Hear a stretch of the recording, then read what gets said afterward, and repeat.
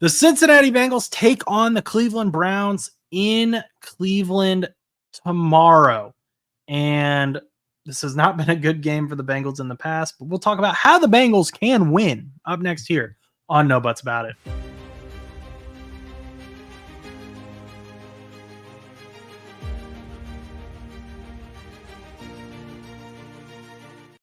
What's up, everyone? Welcome to No Butts About It. I am Josh Butts. Real quick, before we get started, if you could go ahead and hit that subscribe button, it would be greatly appreciated. Also, drop who you think is going to win tomorrow, Bengals or Browns. But without further ado, let's get to talking about it. Now, the Bengals have not done well against the Browns at all, ever. Like the last decade, they have been bad against the Browns. Joe Burrow has struggled against the Browns. I think I read something that the Browns haven't lost the Bengals in Cleveland since 2017, which is when Patrick Mahomes came into the league. So yeah, that's been a long time. That was the John Ross draft class as well. Bengals fans, they remember him. Joe Mixon as well. So it's been rough. It's been a few, but the Bengals have an advantage this year. And that is they played the New York Giants last week. And you're probably thinking, what does that have to do with this? Yes, they beat the New York Giants. Momentum? No. New York Giants are very similar to the Cleveland Browns on both sides of the ball. For example, both teams have a struggling quarterback that can run randomly. Like Daniel Jones isn't a mobile quarterback, and Deshaun Watson is a little bit more mobile, but he doesn't have an arm, and Daniel Jones doesn't have an arm. They have a okay run situation. Now, Nick Chubb is returning against the Bengals. Who knows how he will be used? Is he going to be in for just 5 attempts, get him a little warmed up? Maybe he plays a full game. We'll see. That was a very bad injury that Nick Chubb underwent last season, so we'll see what happens there. But the main thing is the defense. The defensive line that the Giants have or the defensive pass rush to be more specific, is very good. And we saw that. Azeez Ojulari had a great game against the Bengals. Dexter Lawrence is phenomenal as always. Then, of course, you have Brian Burns, who's similar to Jeremiah Owusu-Koramoah on the Browns, is a linebacker who can pass rush. So those are things that the Bengals are going to need to prepare against for the Browns, but also already had to be preparing for against the Giants last week. So very similar. The Browns and Giants both don't really have a great wide receiver, or at least didn't for that game. Malik Neighbors was injured. They had Wan'Dale Robinson, and they got a little creative with him on some jet sweeps, but there wasn't really like one standout guy. The Browns did have a standout guy, but they just traded him to the Buffalo Bills earlier this week. So that'll be some help for the Cincinnati Bengals.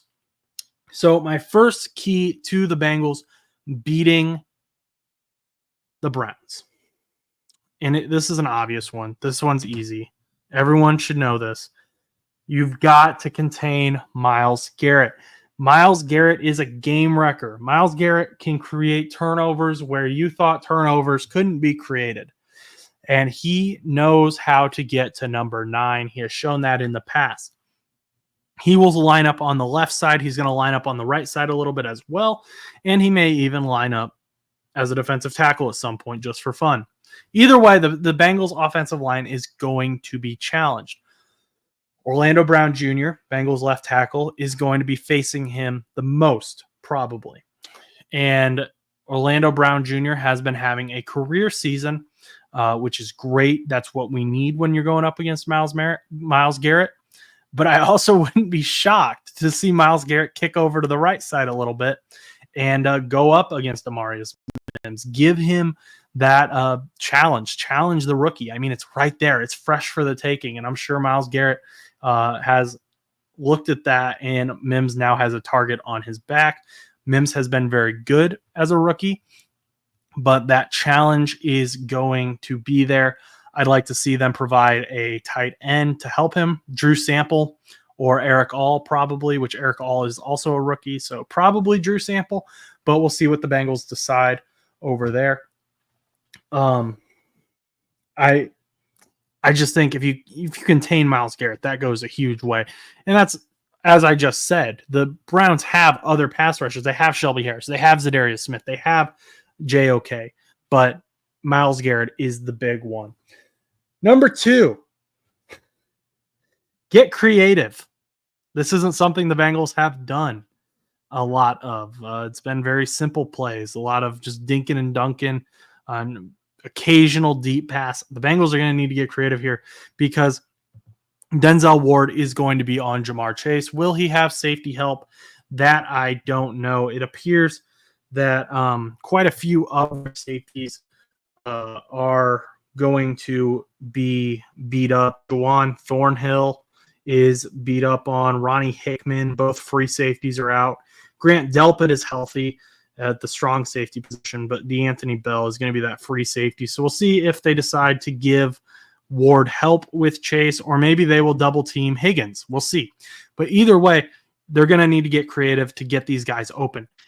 To see Jamar Chase in motion, get Denzel Ward confused, get some mismatches, and then not only get the mismatches, but you have to make sure those mismatches work out, that they're big plays. You can't be throwing incompletions on those rare mismatches with Jamar Chase. So we'll see what happens, but that is going to be big. On kind of an aside, you're also going to have Andre Yoshivas step up, which he did against the Giants as well, that big play late in that game.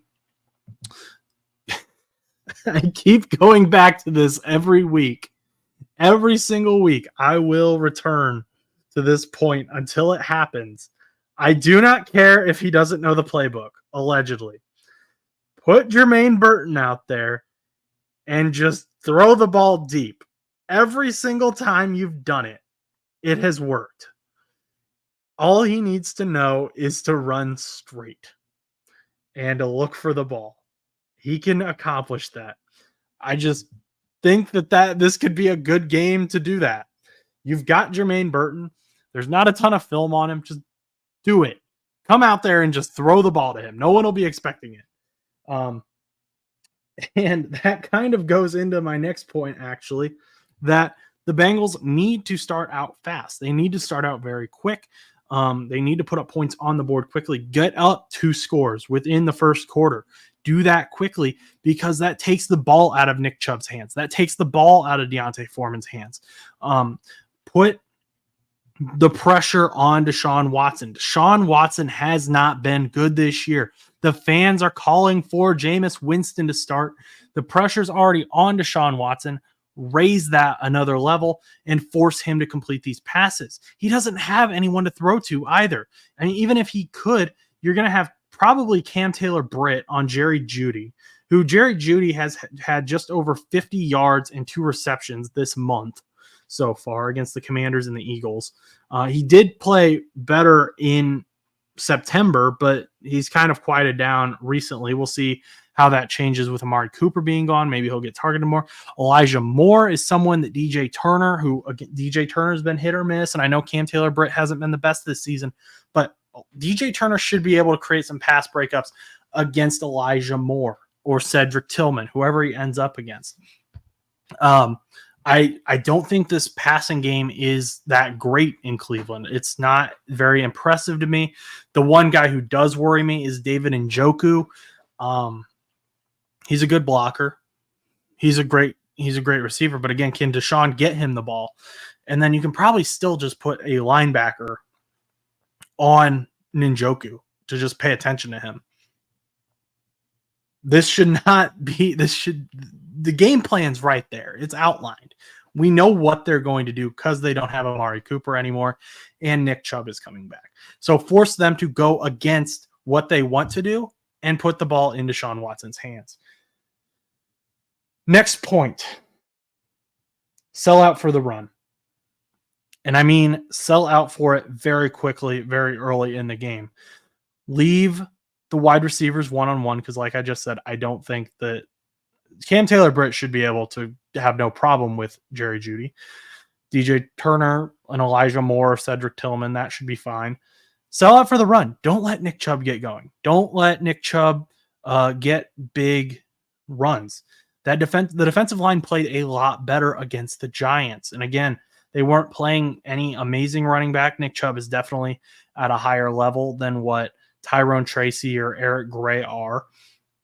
But Nick Chubb is also coming back off of a very serious injury. They aren't going to want to overuse him in his first game back. So then Deontay Foreman gets us closer to that Eric Gray, Tyrone Tracy Jr. type running back. But even then, you should be able to stop him, make them go some 3 and outs, then score on offense. And like we just talked about, put the ball into Deshaun Watson's hands. So if you sell it for the run early, that allows you to then make a one-dimensional offense for the Cleveland Browns that is pass only, and they aren't good at that. So that will help the Bengals out a ton as well. And then just kind of a bonus point, all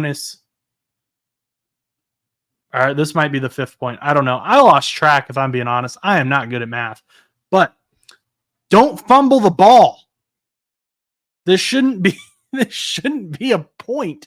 In last season, it wasn't an issue. And this season, it is. Zach Moss fumbled against the Giants. Chase Brown fumbled, and it luckily went out of bounds against the Giants. Do not fumble the football. You're going to have opportunities on offense. You have to maximize on those opportunities. Trey Hendrickson is going to have a great matchup against Jedrick Wills Jr. He might be able to create some turnovers as well. That turnover battle, that turnover ratio, I guess, should be in the Bengals' favor.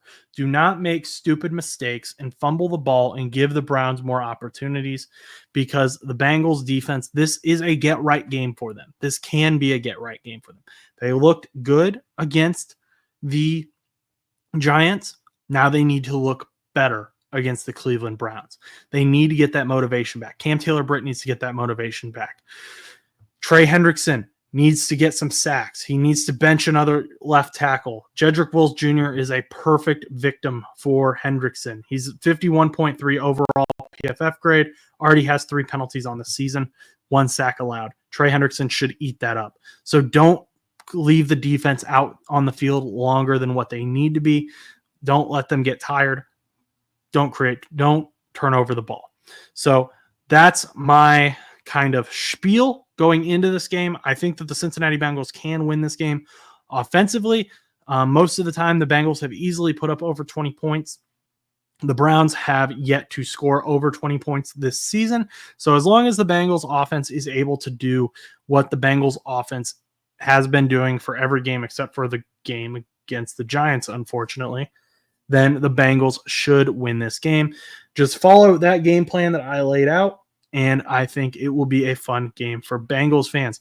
But let me know what you think down in the comments. Do you think the Bengals will win this game? Do you think the Browns will continue to defeat the Bengals? Or is there anything I missed, any big players who you think are going to stand out? Let me know below. But until next time, go do something nice for someone.